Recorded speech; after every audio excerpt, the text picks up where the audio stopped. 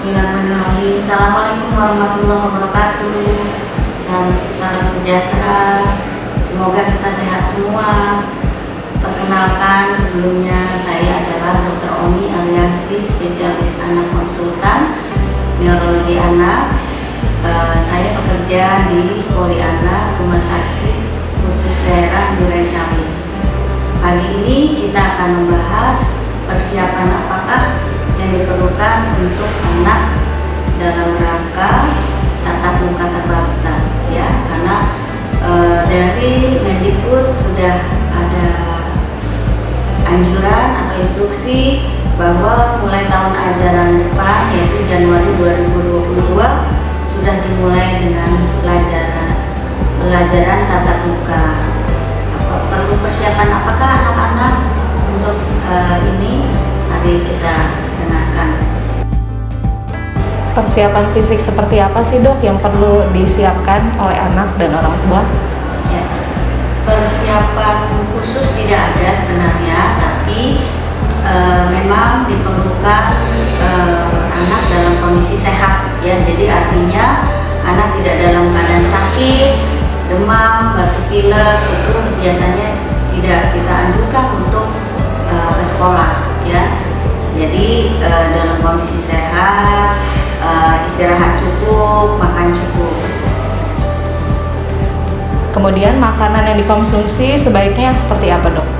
Makanan yang dikonsumsi tidak ada secara khusus, dari karbohidrat, protein, lemak, mineral, dan vitamin, yaitu misalnya nasi untuk karbohidrat atau bisa diganti dengan roti atau mie. Lalu proteinnya bisa daging, ayam, ikan. Untuk nabatinya tempe tahu. Untuk lemaknya, jadi misalnya dari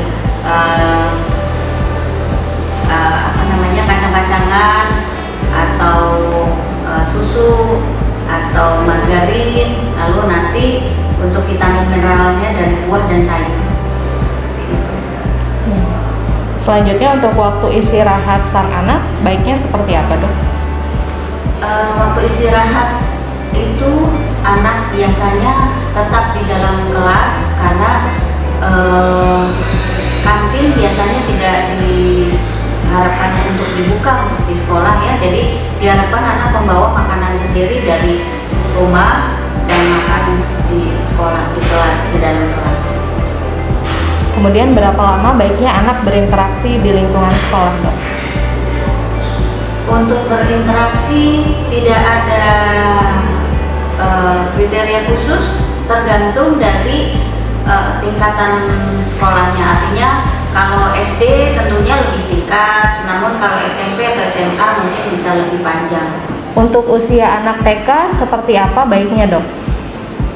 Anak TK, ya, kita harus mungkin memberikan ilmu atau sedikit pengetahuan sebelum anak itu sekolah, mungkin tentang infeksi COVID itu bagaimana, penularannya bagaimana, dan pencegahannya bagaimana. Soalnya anak TK itu kan cenderung dia masih senang yang bermain bersama gitu, rame-rame, ya. Jadi mungkin lebih dibatasi, ya, jumlah muridnya di dalam kelas, dan gurunya tentunya juga harus lebih mengawasi, lebih teliti bahwa anak-anak didiknya apakah maskernya selalu terpakai atau tidak. Soalnya seringkali yang berobati poli anak aja, anak-anak kadang tanpa masker, dia begah atau jengah gitu pakai masker, nggak enak, ya.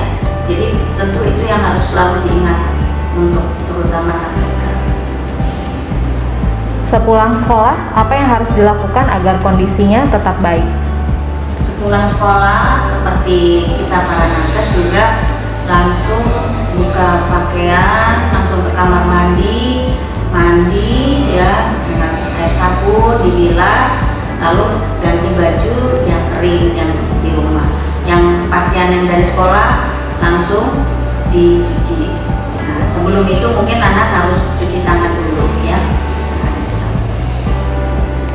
Jika kondisi anak kurang sehat, apa yang harus dilakukan?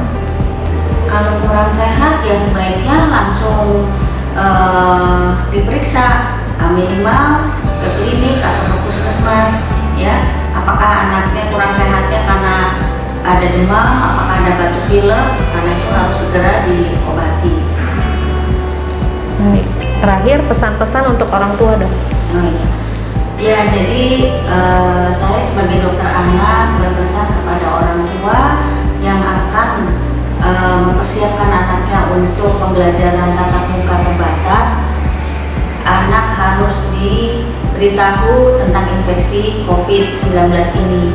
Apakah virus COVID ini adalah virus yang sangat menular dan penularannya tuh bisa sangat hebat ya dengan udara terbuka ini. Jadi harus selalu ingat pencegahannya, yaitu selalu pakai masker, menjaga jarak, rajin mencuci tangan, kalau tidak memungkinkan pakai hand sanitizer, lalu makanan yang bergizi dan istirahat yang cukup. Saya kira itu.